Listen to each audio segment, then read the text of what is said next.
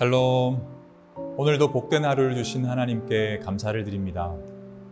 성도에게 가장 큰 복은 무엇일까요?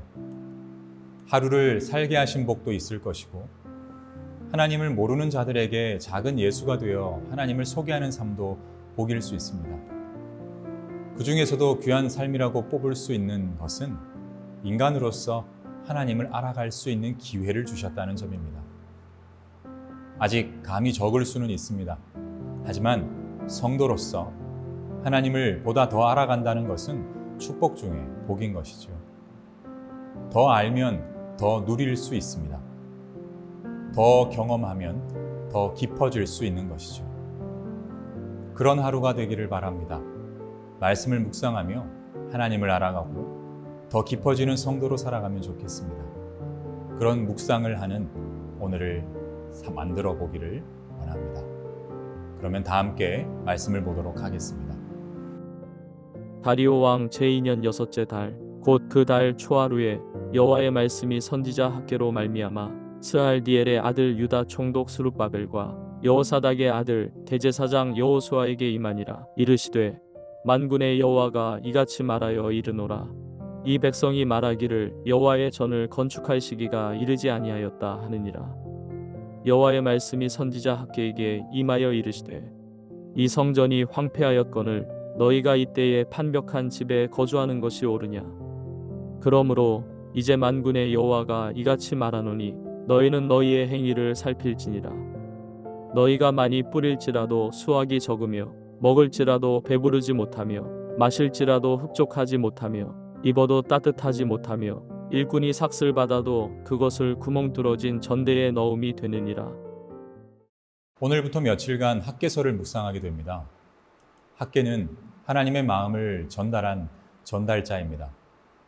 모두가 그렇겠지만 가까운 사람들에게 좋은 이야기만 하고 싶지 듣기 싫고 무거운 이야기를 하고 싶은 사람은 없을 겁니다.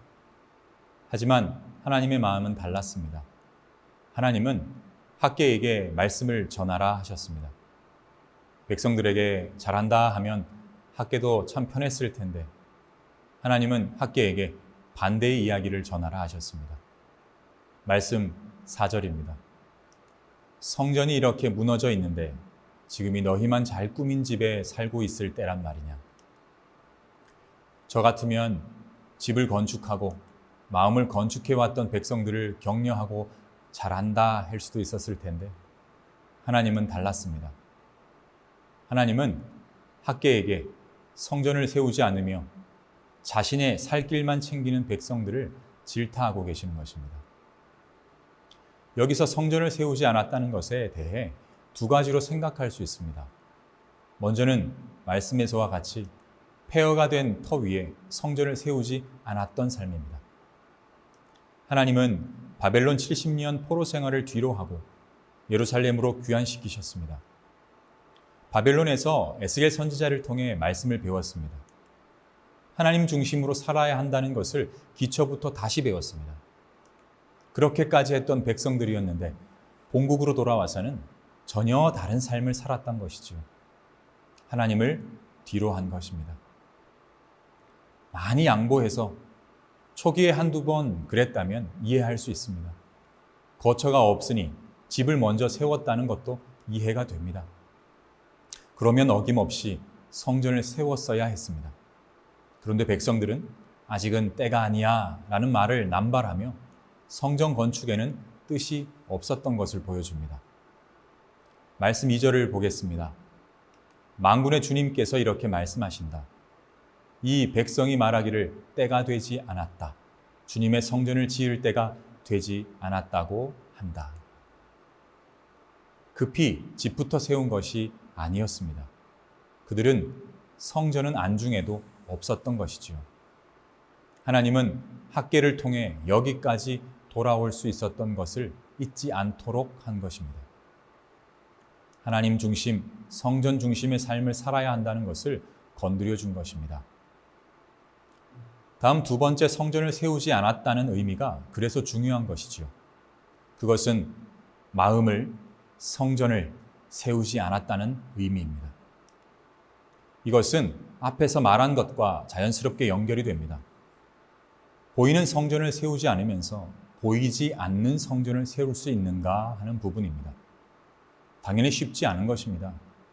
하나님은 백성들에게 본질적인 성전을 세우라고 말씀하고 계신 것입니다. 삶을 들여다보라는 것이지요. 또 보라고만 말씀하고 있는 것이 아닙니다. 어서 너라는 성전과 아직도 폐허인 그 땅 위에 성전을 세우라고 말씀하는 것입니다. 4절에 잘 꾸민 집이라는 말은 개역 개정에서는 판벽한 집이라고 했고 우리식으로는 펜트하우스라는 뜻입니다. 자신들의 집은 그토록도 잘 지어 올리고 있으면서 하나님의 집은 관심 없다는 말이 되는 것입니다. 그래서 그것을 멈추고 본질로 돌아오라고 했던 것입니다. 끝으로 5절을 다시 보겠습니다. 나 만군의 주가 말한다. 너희는 살아온 지난 날을 곰곰이 돌이켜 보아라. 어찌 살아왔는지 돌아보라는 것입니다. 행위를 살필지니라 라고 개역개정에는 말하고 있는데 우리 신앙생활도 다르지 않습니다.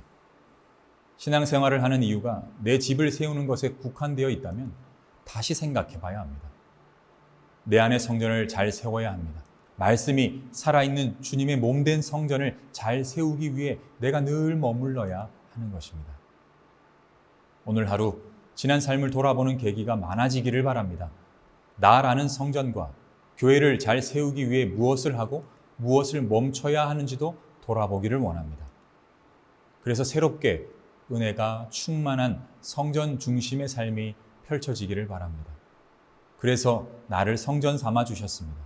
그래서 우리 교회를 성전으로 세워 주신 것이지요. 구별된 성전으로 살아가는 오늘 하루가 되기를 바랍니다. 다 함께 기도하겠습니다.